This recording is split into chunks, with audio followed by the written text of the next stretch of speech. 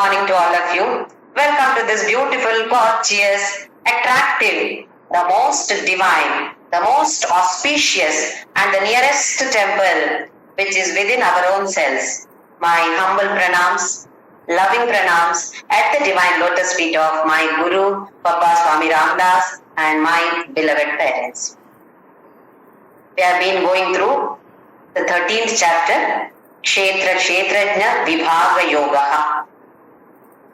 12 chapters we have seen. 13th one we are seeing now. When we observe, we understand that the basis, the foundation of Bhagavadgita or any Upanishad or any of our Veda or Puranas, the concept is the same. That is, we are not this body.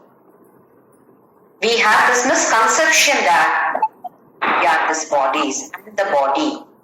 That is why we have so much of abhiman, deha abhiman, so much of attachment to this body, mind, intellect complex, what we call as BMI complex.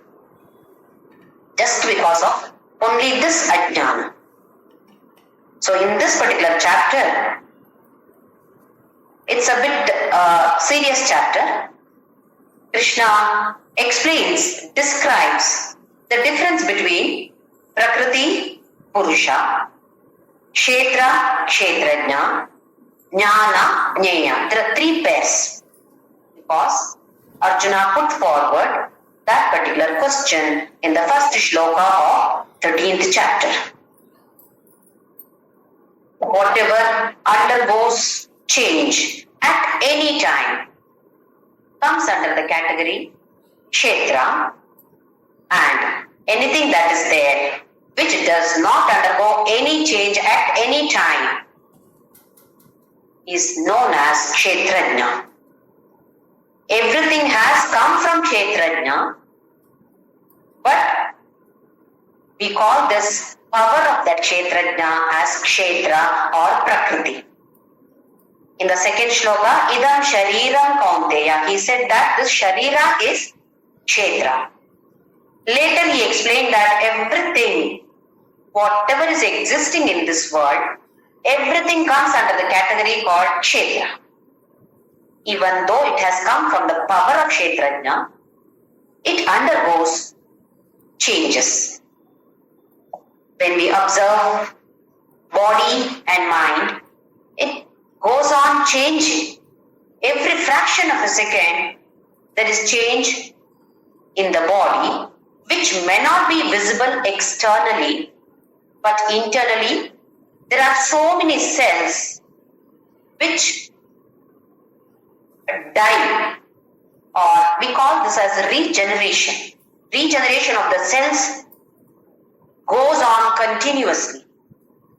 This particular process of regeneration of cells reduces. It goes on, but the speed reduces once we cross 50 or 60. That is why we do not get back that original kind of body. Resistance power decreases. So Krishna said that all these, whatever is existing in this world, including the world, is called as Kshetra. All the Panchabhutas come from Prakriti, and Vikaram cha Gunam chaiva vidhi Prakriti sambhavan.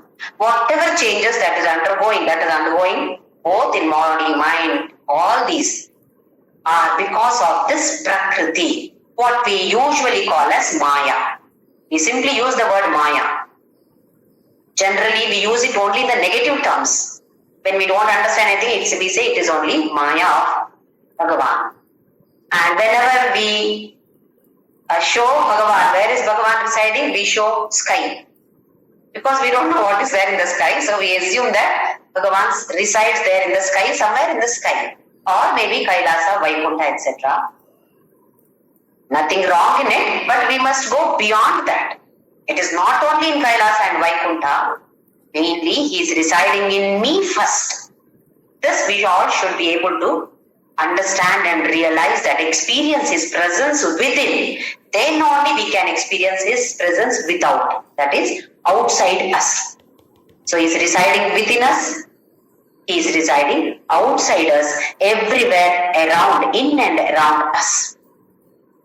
So if you ask, where is Bhagavan? Somebody asks us this question, we should ask them in turn, where is He not? Tell me a place where He is not existing. So instead of answering the question, where is He? The question again comes, where He does not exist. He exists everywhere, theoretically understood, but practically all of us must experience this. The next one is Jnana and Jnana. Here in this particular chapter, Krishna uses this 20 values of life. For these, he is terming these 20 values of life as Jnana. We all must try to develop all these. Some of us may be having, and how to increase it further. For example, amanitvam.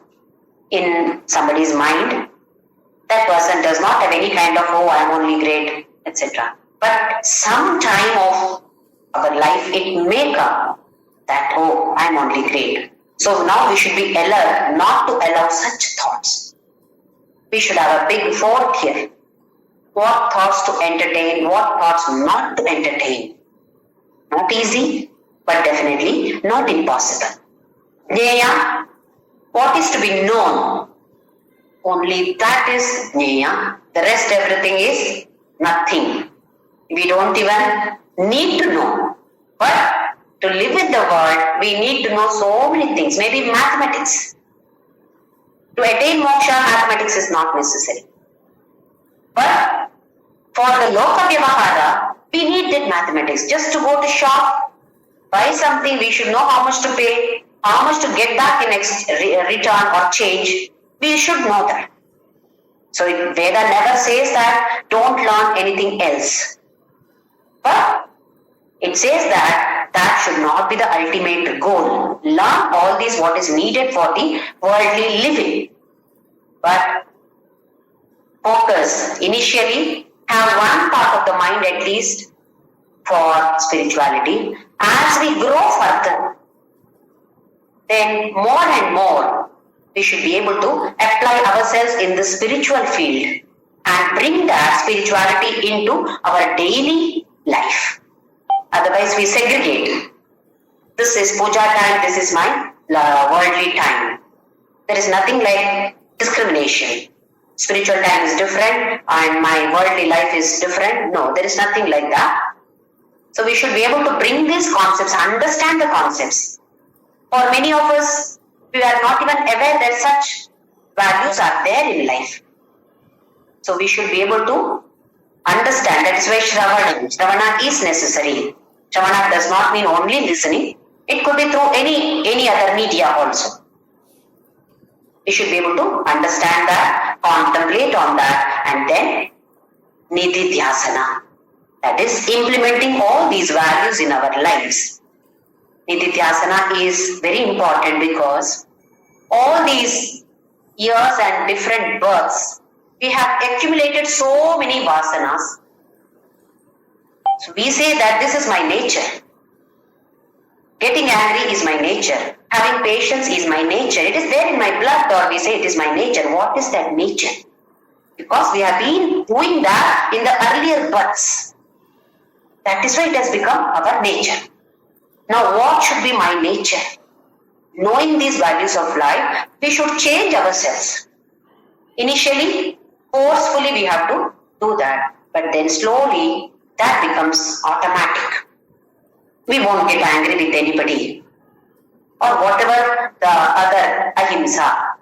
Probably earlier we have been doing some himsa to somebody or the other. That is why it has become my nature. I cannot change my nature. Definitely we can change it. If will is there. Free will is there for everybody. Veda accepts this. Fate is there, but a small percentage of free will also is there for everybody.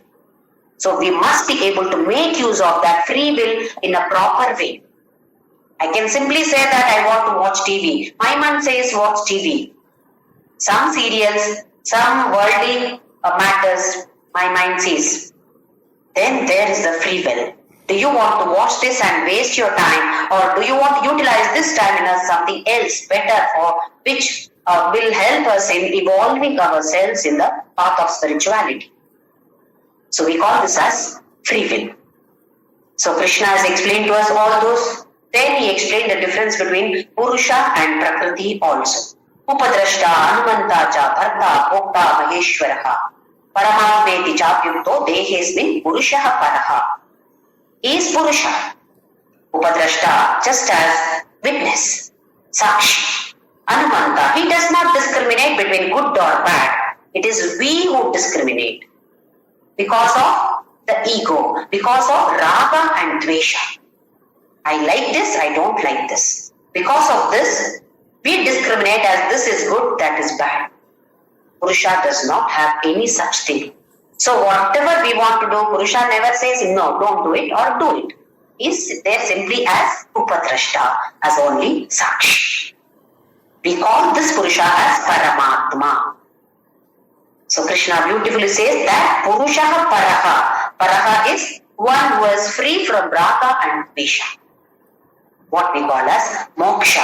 So he has got moksha, but around him there is a big cover, big curtain or big packet. He is there inside, but there is a big packet of vasanas. Let us see the next shloka, shloka number 24. Some of the books it may be 23. Yayevam vyukti purusham prakritim cha gunai saka sarvata vartamanopi nasabhuyo vijayate.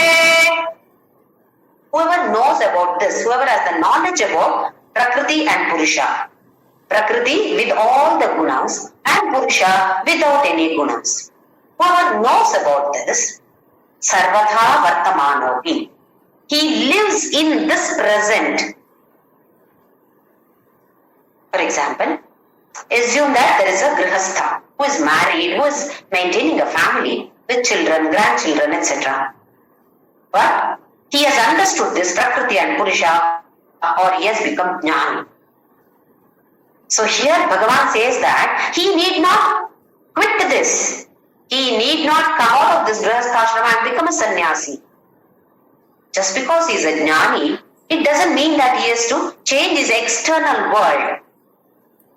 Even for us, for whom the destination is moksha, for such people like us, Krishna says that you be in the present. Are you a mother, are you a father, grandmother, grandfather, sister, sister-in-law, brother, whatever your position is, you be there only. You don't have to come out of this particular position, go to Himalayas. No, I don't want any of these relationships. I will take up sannyasa. If you want to do that, if that call comes from within, well and good. Otherwise also, sarvatha vartamanopi, be in your place where you are. External world need not be changed, only there should be change in the inner world. This is extremely important for us. Because we keep on grumbling. This person in my life is like this house is like this is not meant for spiritual, blah blah. We give so many excuses. But Krishna here says that you be there only. Change your inner world. Internally what is happening to you, that you analyze and try to develop these 20 values of life that I have described. Pick them up. Try to implement them, be here in the present only. Here Vartamana is not exactly just this present. That means be in your place, wherever you are, however you are. However, in the sense, external world, wherever you are, you need not change. Just that you are a grihastha, you cannot say that I cannot get moksha. Some of the books it is written that if you are a grihastha, then you cannot have moksha. Krishna rules out that. Sarvatha vartamanopi, be here only. Then we'll come back to this once again. Nasabhuyo vijayate. Such a person, bhuyaha means again, punaha, na abhijayate. he does not get birth again. He does not come to the world again. He attains moksha. Freedom from birth and death. Punarapi jananam, punarapi maranam. That is not there. He has come out of that cycle of birth and death. Who? A person who has understood about Prakriti and Purusha.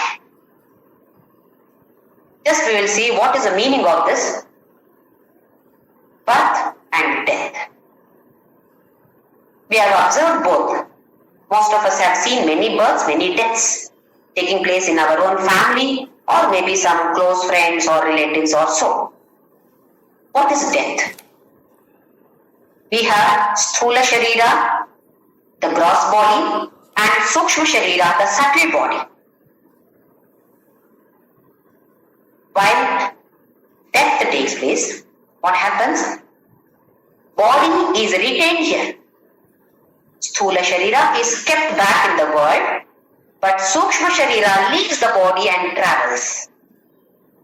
Sukshma Sharira, which was there within the body, leaves the body and comes out of this physical body and travels around.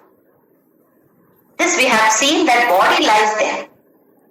In case anybody dies, we get a call that so and so person died just now. Then what is the next question that we ask? If at all that person died in the hospital, what do we ask? Do we ask Mr. So and so, when is he coming back? When are you bringing him? Do we ask? No, we do not ask like that. What do we ask? When are they bringing the body? I'm sure that all of us have undergone this experience. Observe this. The moment that Sukshma Sharira has left the body, it remains only the body then, it is not the person. So the body is retained here and only the Sukshma Sharira goes out of the body. So separation of Sukshma Sharira from Sthula Sharira is known by the name death, Marana. Then Sukshma Sharira travels around. How long does it travel? There is no guarantee. It is dependent on each individual.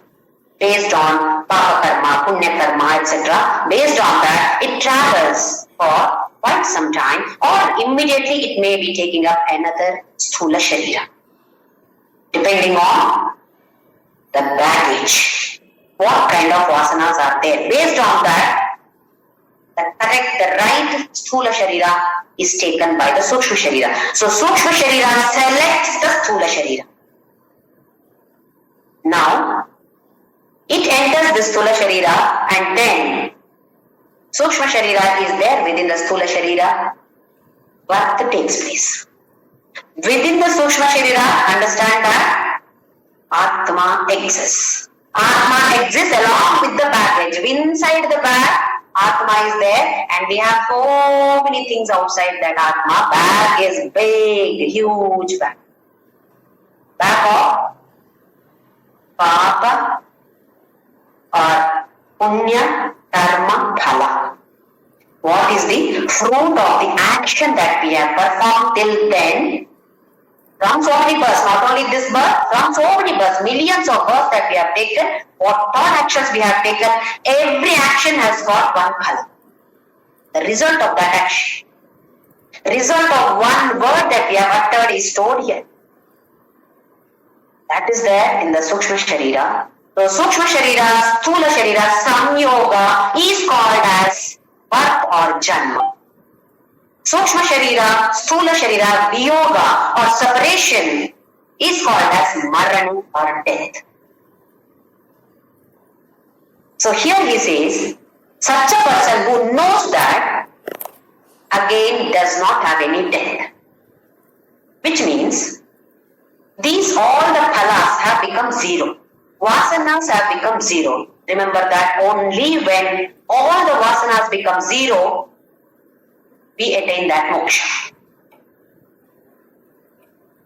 Now we'll come to this particular concept of karma phala. What are the different types of karma phalas or karmas also we can say? First one is sanchita karma. Second one is prarabdha karma.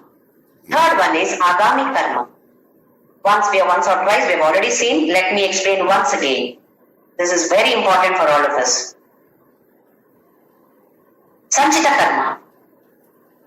This is a big bag of all the phalas, both positive and negative actions that we have done. Action means not only body action, even the thoughts that we already know. Words, whatever words we speak, whatever we utter, everything stored here.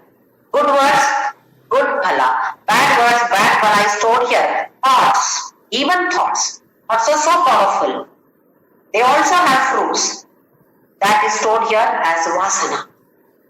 So we come with a big bag of vasanas with us and we keep on putting on to that more and more. We have come here to make it zero, but unfortunately we are adding to that more and more.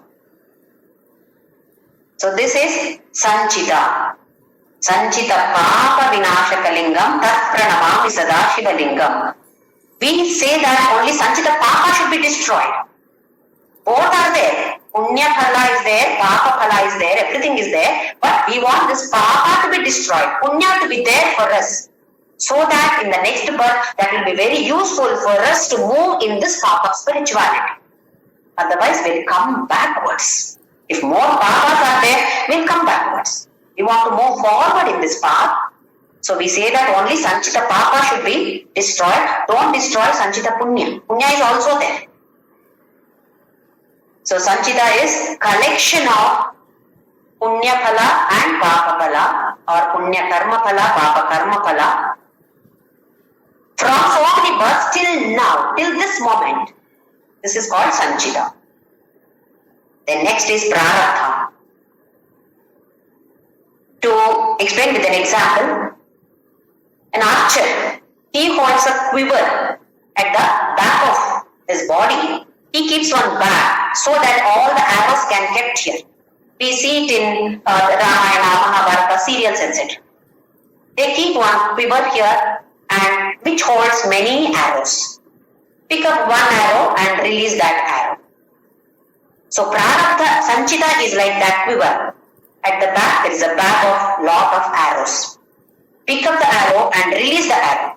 We have released the arrows in this birth. That is called as Prarabdha. Both Prarabdha Punya is there, Prarabdha Papa is also there. But we use the word generally only when something bad happens. Some accident has taken place. See, it's Prarabdha. We are using it, generally we are using it only for Papa or something negative. It is not only so. If you are enjoying today, that is also because of that Prarabdha. So Prarabdha should not be connected only with something negative. We have released the arrows. You cannot take back the arrows. Arrows we have released already. Coming to this birth, so many arrows are released. You cannot take them back. That will have effect on us. The negative effect, the Papa effect, can be reduced by Namasmarana. Even Ramakrishna Paramahamsa has said that. While if you chant any name of God, then that effect will be reduced. Like, if at all your fortune or fate is to be hit by a big iron rod, you will be hit by just one needle point. That effect has reduced by Namasmarana. So that power is there in that Namasmarana, but it will hit. Because once the arrow is released, you cannot take back. So Prarabdha Karma has to be there. It will be there. We will have to face them. Now, the next one, let me explain. Agami Karma. Agami is not yet done. From this moment onwards, whatever is there till now, it has gone to the Sanchita. What will be doing now? We call that as Agami. Next moment, what am I doing? That will come as Agami, but then later it will put back as Sanchita. So here, for a Jnani, Prarabdha will be there for him also. Sanchita Papa or Sanchita Punya becomes zero. Agami Punya or Agami Papa both become zero. So no Sanchita, no Agami, but Prarabdha is there.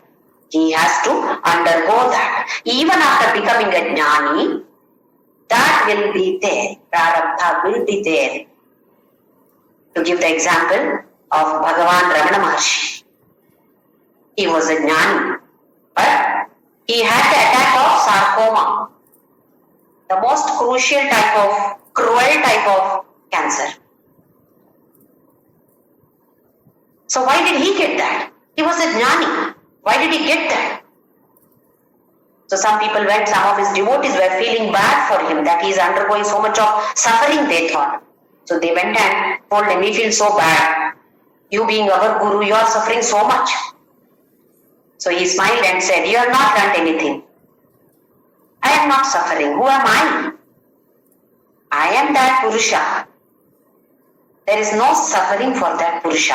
There is pain to the body. But I am not suffering. Pain is there in the body. I am not suffering. This is reverse for us. Small, like slight headache. What do? We suffer a lot. We are under the misconception that I am the body. So we say that I am suffering from headache. We are not able to separate that I from the body. Bhagavan Ramana Maharshi, he was not attached to the body. So he did not consider himself as the body. For him, he was that Purusha. For many of the Jnanis, my own Guru, Swami Ramdas, he had diabetes. So he had to take up some medicines. But he never thought about it. Okay, if somebody gives, okay, well and good, I will take. He never said I also. He said he was calling himself as Ramdas. He never uttered the word I after his particular sannyasa. See the difference. So it exists for them also.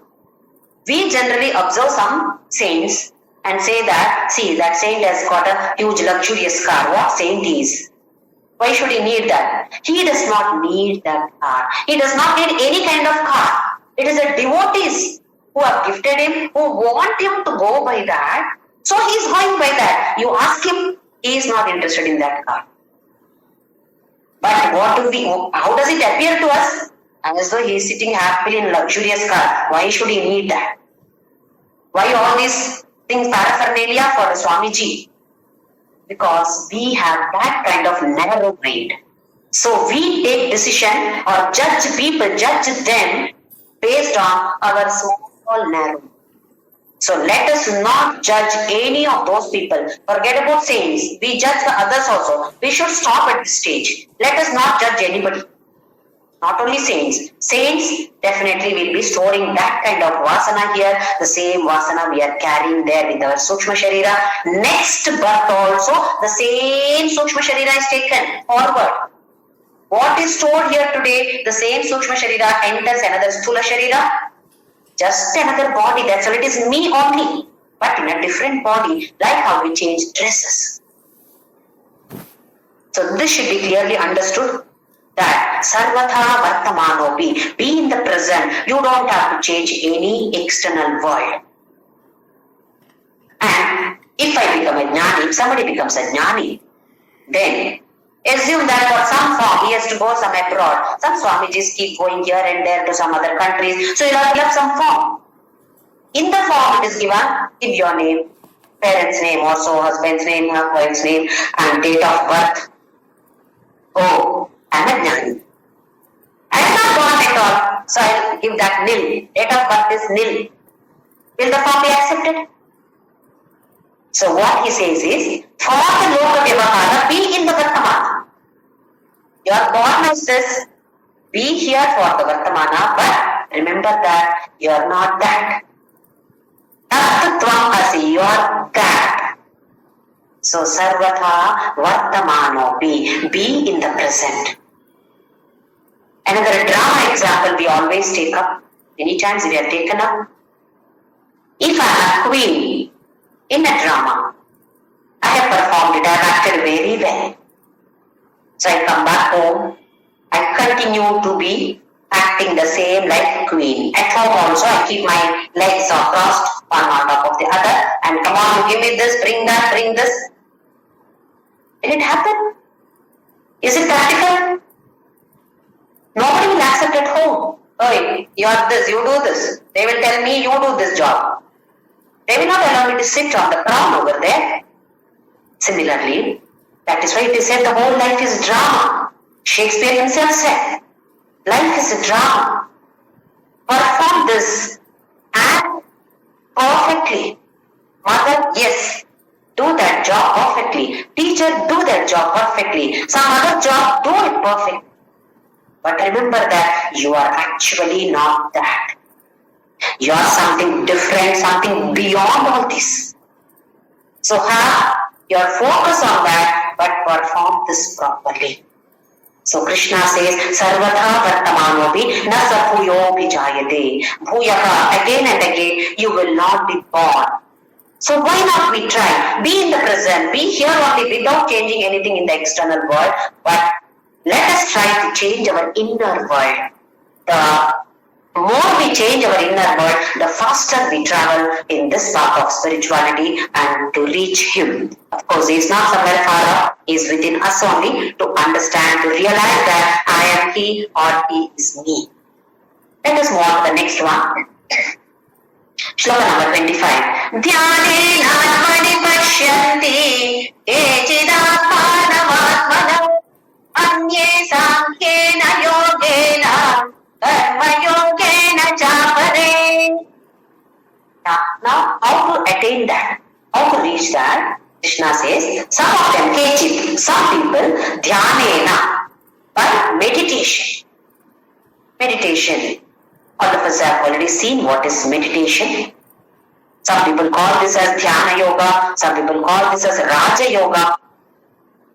Dhyanena atmani pashyanti. They see in buddhi or mind. Here 3 times atma word comes. If you take the first word as buddhi, the second one is soul, what we call as Paramatma, and the last one is mind. If the first one is buddhi, last one is mind. If you take the first one as mind, the last one is buddhi, second one remains as that soul.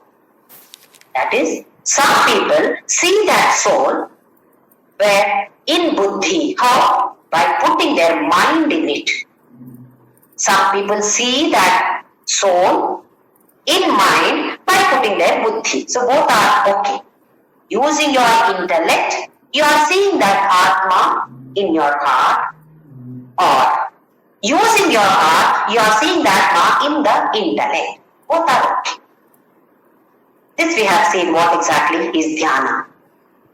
Just withdrawing all our senses within. Both jnana, jnanendriyas and karmendriyas, we withdraw them within. Otherwise what happens? Close your eyes and sit there for meditation. And some sound came there. What happened? The ears are active. So small some sound, immediately open the eyes. Sound is heard, immediately eyes are open. These both become active. Then what happens? Immediately shout, hey, who is that disturbing me? I am doing meditation here. And what happens? Another jnanendriya, another karmendriya, everything starts working then. So we have to withdraw these sense organs. Within this we have seen, Purvavaniva sarvashaha, like a tortoise, it withdraws its limbs within. So we have to withdraw and then do it. Either in the heart using the buddhi or in the buddhi using the heart, whichever way it is. Dhyamena atmani pashyanti kechit atmana atmana. Anye samkhena yogena. Sankhya yoga is jnana yoga. Once again, jnana yoga is shravana, manana, nididhyasana. Shravana is understanding it, either by reading or hearing or in whatever way it is possible. Then manana, contemplating on that. When we contemplate, we get some doubts. So these doubts must be clarified. This is why it is called as manana. Again and again bringing the same topic into the mind and thinking about it deeply. When we get doubts, we have to clarify them. Otherwise the doubts remain, the next topic also will not be clear. Then nididhyasana, implementing them in our lives. Why should we forcefully implement? Because from so many births, we have collected here the different kind of vasanas which are not conducive for the spiritual path. Now by knowing all these qualities that we have to have, if I don't have, we should develop them. So implementing them so that we move forward easily in this path is known by the name nididhyasana. This is Jnana Yoga. Pick up one particular concept. Think about it and how can I implement it? And not only that, we must try to implement it and we must keep on analyzing ourselves. Did I implement this particular concept or not? Or did I go against it? If I went against it, why did I go against it? What made me go against it? If I take up that early morning, I decide that I will not get angry today at all. Okay, I have taken the oath, but in between something has made me lose my temper. So while losing temper, we won't realize. It happened, at least after that. Why did I get angry? I had taken an oath that I will not get angry. What made me? What is the root cause for this? The root cause has to be destroyed. When we remove a tree, what do? If you cut the branches, the tree will grow again. So you have to cut it from the root. So what is the root cause for this? That we should analyze and then try to cut from that level itself. So we call this as nididhyasana. Then karma yogena, through karma yoga. Again we have seen karma yoga. The concepts are samarpana bhava. And while receiving Ishvara Prasada Buddhi, Ishvara Samarpana Bhava and Ishvara Prasada Buddhi, and not having any attachment to the karma phala.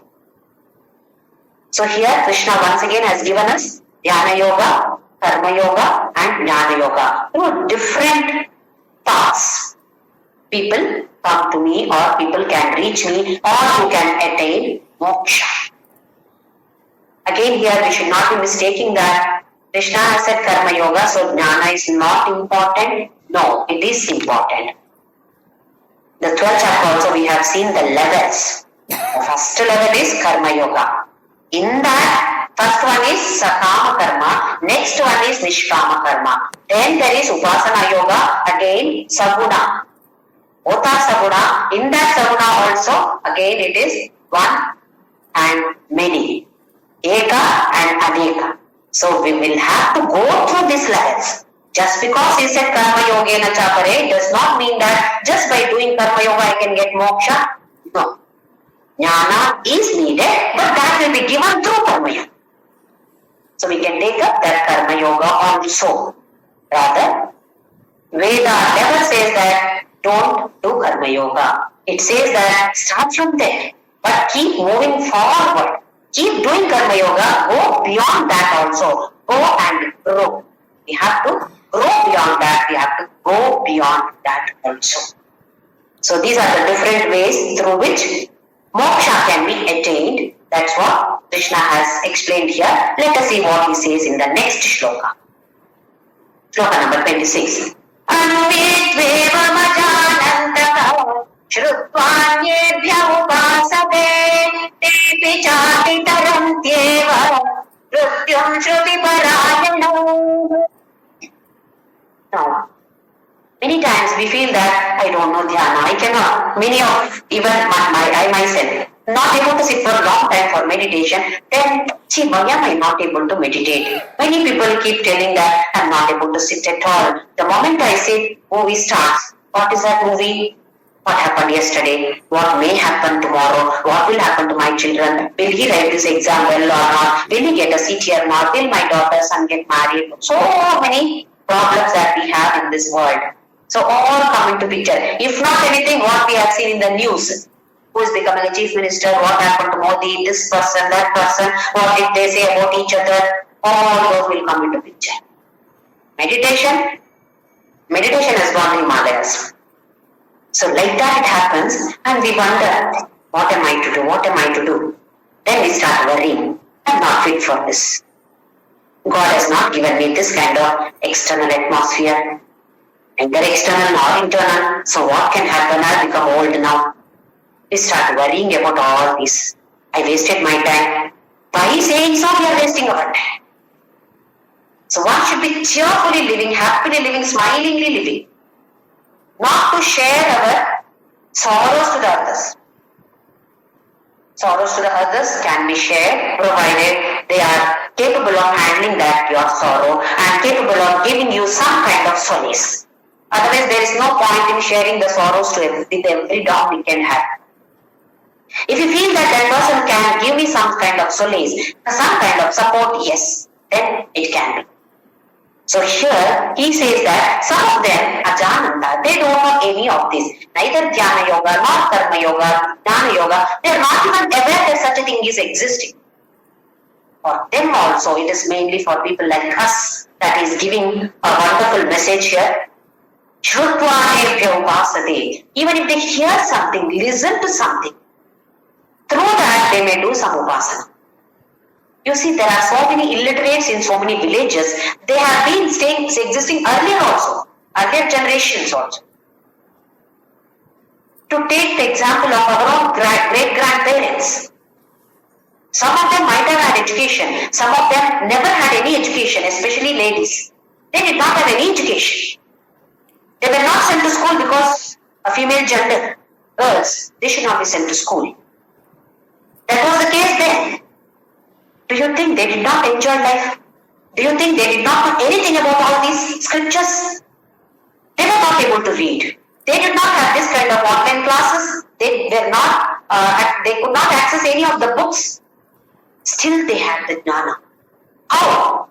Shrutvanebhya upasate. Through some kind of bhajans, some songs. You observe the songs, observe the bhajans. They used to sing beautiful bhajans with all emotions.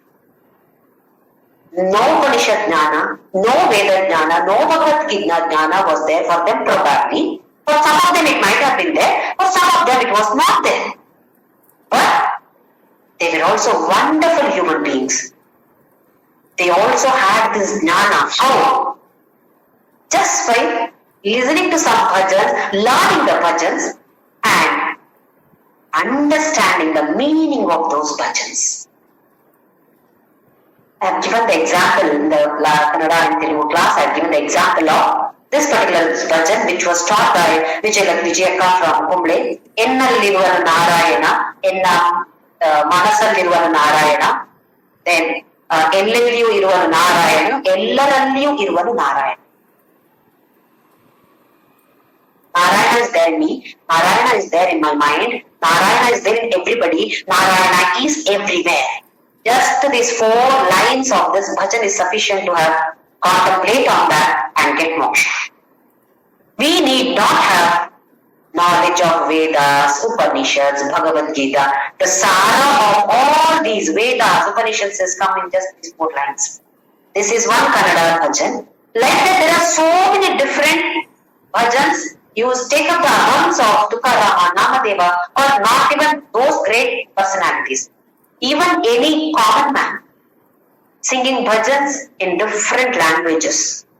Brahma Mokkade. There is nothing else. There is only Brahma in this world. Are we giving importance to that? We are singing it beautifully with beautiful raga. Wow, what wonderful voice. Beautiful rendering. Beautiful rendition we say. We enjoy that, listening to that. But did we go or are we going deep into at least one line of that bhajan? If we are able to do, we can get this moksha. So many of us are thinking that we don't have this knowledge. Some people have knowledge. I don't have this knowledge. I've become old. What will I do now? Absolutely no worries at all. Instead of thinking about what I don't know, what I don't know, why didn't I learn, why didn't I learn, why didn't I get an opportunity to learn. There is no point in repenting about the past, thinking about the past and worrying about the past. Forget about it. Now onwards, what can I do? Just take up one Tamil bhajan for Tamilians or anything, whichever attracts you. There are so many bhajans that if you go through all the stanzas, it gives complete Veda Sara. Just one line also is sufficient. If you don't feel satisfied, go through one, take up only one song, go through that, understand that and try to understand what is the inner meaning of that. Not the superficial meaning. Inner meaning of that. What is it? If at all we are able to do this, Krishna says, Shrutvanebhya upasate. By listening to something also they do upasana. Upasana need not be only by doing archana, naivedya, etc. It can be through that. It need not be through that. It can be just through Shravana, Manana, Nididhyasana also.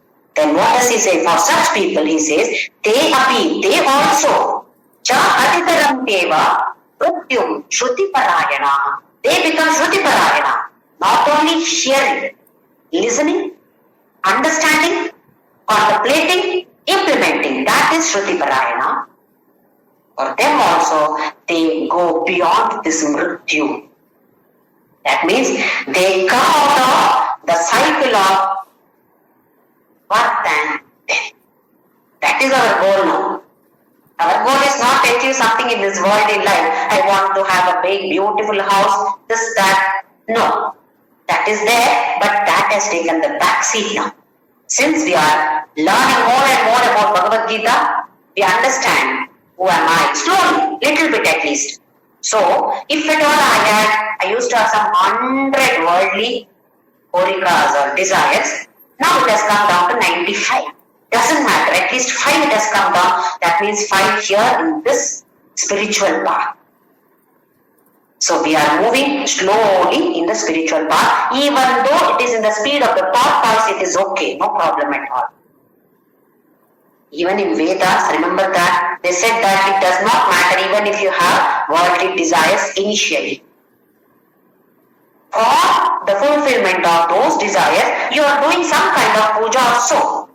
Maybe slowly karma yoga. Slowly ladder. We are climbing the ladder slowly. One fine day you will be coming to this particular position. When is that fine day? That we don't know. How many births we have to take? That we don't know. Doesn't matter. We will enjoy. Singing bhajans we will enjoy. Not able to understand much of Vedas, Upanishads, forget about it. Sing bhajans. One need not have good voice. One need not have good knowledge of the tala or the swara. Doesn't matter. We are singing for our satisfaction, not for the certificate of anybody else. I should derive bliss out of this. Yes, by singing I have derived, I should not stop there. I should understand what is the meaning of that. I love this bhajan. What is the meaning of this? Then go deeper and deeper in that. Then Krishna has explained to us that, yes, such people also can attain this moksha. So why can't we fall in this category and do this? Yes, all of us will try our level best. Because each individual is different. So each one's level may be different. That does not matter. LKG, from LKG, move to UKG. From UKG to first and first to second and so on. Some people may be able to do it from first to 10th also. Some children are there. Just recently also there was some news about it. Child of some 12th standard. He has already completed some 3-4 degrees. He has got that. Yes, possible. So we should be able to move or climb the ladder gradually. We should not go backwards. That we should be very, very, very careful. Let's see the next one. Shloka number 27. Yavat sanjayate kinjit sattvam sthajangamam kshetra kshetra samyogam viddhi bharatarshaham. Yavat sanjayate kinchit sattvam. Kinchit is something. Sattvam. Here sattvam is what is in existence. Whatever is existing here. either sthavara or jangama. Sthavara means which does not have any movement, not able to move, either plants or any objects. Unless we lift and keep it by themselves, they cannot move. So they come under the category called sthavara, mountains. They are not able to move. So they come under the category sthavara. Jangama, animals and human beings, we come under the category jangama. Jangama is something which keeps on moving. Whether it is something with movement or something without movement. Chara, achara. Chala, achala. So all this, whatever you find that is existing here in this world, yavat sanjayate. How are they born? So he says, how are they coming to existence? Kshetra, kshetrajna samyoga. Kshetra is needed, kshetrajna is also needed. So samyoga, what we have seen just now. In the Sukshma Sharira, kshetrajna is there. Sthula Sharira and Sukshma Sharira both come together.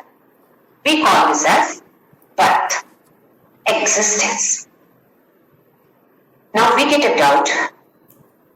When we die, we said that, it is said that Atma along with the Sukshma Sharira has left the body. So only gross body exists here. This was my doubt also earlier. So body is existing here now. We say that Kshetrajna exists everywhere. Atma exists everywhere, we said. So isn't there Atma in this particular dead body? Don't we get this doubt? If it is existing everywhere, then it should exist in the dead body too. Isn't it? If it is existing in any object, then it should exist in the dead body too. I am sure that all of you have got this question. So try to think about it. What could be the answer for that? Coming back to this here. Kshetra and Kshetrajna Samyoga. We have in the Upanishads, generally Atma is compared with the ether. It is subtler than the ether or the space, Akasha.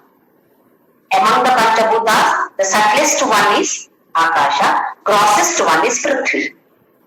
Subtlest Akasha. Atma is subtler than this Akasha or ether. Now, this is ether. There is a computer in front of me and my body is here. So in between there is some space. This is ether. So if I keep my finger here, hand here, there is connection between ether and my hand, but it is not a permanent connection. It can go at any time. A drum, you see, hold a drum and with the stick you hit the drum. What happens? Sound comes. Then stick hand on some yoga with the drum. But is it permanent? You are removing it again and doing it. So it is not a permanent. Permanent is not that Shashvata, but in this particular time also it is not permanent. Just hit and remove. So it is only for a short period. Similarly, if that Kshetrajna is there in the Kshetra, in one perspective it is there in that way only, but in another way if you see, it is not there in that way. It is in a superimposed way. Here he says Kshetra, Kshetrajna Samyoga. To give another example, in the dark we go out, we see a row and we assume that it is a snake. We feel that it is moving. It is not actually moving, or because of the breeze it may be moving, but we feel that it is a snake. We get scared. When there is some light on it, then we realize or understand that it is only a rope, it is not a snake. So snake is superimposed on rope. Similarly here, that kind of samyoga is there between Kshetra and Kshetrajna, superimposed. It is actually Kshetrajna, But Kshetra is superimposed on that Kshetrajna and we feel that we are this body. So Krishna here says that everything that you see in this world or whatever is existing in this world is because of this Kshetra, Kshetrajna Samyoga Tad Viddhi Bharatarshava. Another Swamiji says that it is only because of the misconception. So here Samyoga, he says, it is misconception of Kshetrajna. You think that you are Kshetra, that is a misconception. So Kshetra and Kshetrajna Samyoga, misconception or Ajnana of Kshetra and Kshetrajna, because of that you are born. This is according to Vyakhyana from one of the satsangas that I listened to. Just because of this conception. Karanam gunasangosya sat asat yoni janmasu. That's what he said in Shloka number 22. Karanam gunasanga. Attachment to this guna of that prakriti. Sat or asat yoni. Here sat means better, asat is lower kind of yoni. Janma takes place because of guna sanga. Sanga is attachment. To those gunas you have got attached or to that prakriti. Viddhi prakka. Vikaranta gunam chaiva viddhi prakriti sambhavam. These gunas have come from prakriti. So you are attached to that prakriti or you are attached to that maya. Because of that, you are taking birth again and again, either in the higher yoni or in the lower yonis. Here he says, Kshetra Kshetrajna Samyoga. It is union of Kshetra and Kshetrajna or Purusha and Prakriti, that everything that exists in this world. Yava sanjayate kinchit sattvam sthavara jangamam. Anything that you see, it is not only the human beings or the animals, anything, any object that you see, there is a Kshetrajna in every object. Kshetra, we obviously see that. That Viddhi Bharatarshava. You understand this, Arjuna. So Krishna is giving us wonderful training from different perspectives, from different angles he explains. Otherwise, Purusha Prakriti, same as Kshetra, Kshetrajna Kshetra, same as Jnaya and Jnana. Why should he explain in different ways? He knows that all of us are Ajnanis. So if you tell them in one way, they will not understand. If you explain an elephant from one angle, we will not understand. From all of this explanation, in detail, minute detail, it has to be explained. Only then people like us, Ajnanis like us, can understand. That Bhagavan knows. That is why he is explaining from all perspectives. But that one particular shloka is good for us. Shrutva nebhya upasate muktam shrutiparayanaha. That we can hold on. Yes, I don't have much knowledge of Veda. I don't have much time left. People who become old, they feel that I don't have much time left. But who knows? Even the young people are down. There is no guarantee about the death of anybody. So people who are old, please never feel bad that I have become old. I should have learned this earlier. No. Please never feel bad for that. All of us are wonderful singers. I'm not talking about voice-wise, singing voice, but going deeper into those bhajans, all of us are wonderful. So in case we have not been wonderful, let us become wonderful now onwards. Listen to some bhajans and whatever attracts me, keep singing that. If it is only a Namasmaran, well and good. You are singing Govinda, Keshava, Gopala, Madhava. Okay, focus on Govinda and Keshava. If not, become some of this kind of bhajan which has got some concept in that. Then try to inculcate, understand first, then inculcate those qualities in us and we can move forward.